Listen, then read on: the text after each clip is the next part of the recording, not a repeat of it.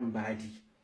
Ina fatan mun fahimci na farko sujudi sahwi, sujjadan rafkanuwa, sujjadan mantuwa cikin sallah, kabili da badiya kake ka gane duk lokacin da yake ka rage wani abu a cikin sallah ba farilla ba cikin sunnoni ka rage wani abu daga ciki za ka yi sujjadan kabili ne.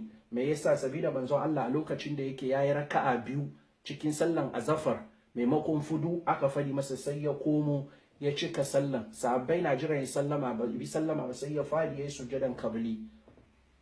Nan kuma an samu manzo Allah sallallahu alaihi wasallam duk wanda yake ya kara zai yi sujjadan badi ne. In ka kara wani abu cikin sallah sai kai sujjadan badi. Nan manzo Allah da yayi sallan azafar raka'a biyar aka ce ka kara sai ya komo yayi sujjadan badi. Wani ya baka cewa duk wanda yake ya kara cikin sallah zai yi badi ne. Nan duk wanda yake yana shakka, ji manzon Allah wai duk kana shakka cikin sallah sai na maka kaman biyu kai ko uku to ka mai da shi biyu, yana maka daya ne ko biyu ka mai da shi daya, uku ne ko fudu ka mai da shi uku. Bayan ka kare sallan ka sai kai sujjadan kabli. Nan ne yana maka kana sallah sai maka kaman na kara na yi kaza ban yi kaza ba, kai haka yake maka to manzo Allah wakka cika sallan ka bayan ka kare sai kai sujjadan badi.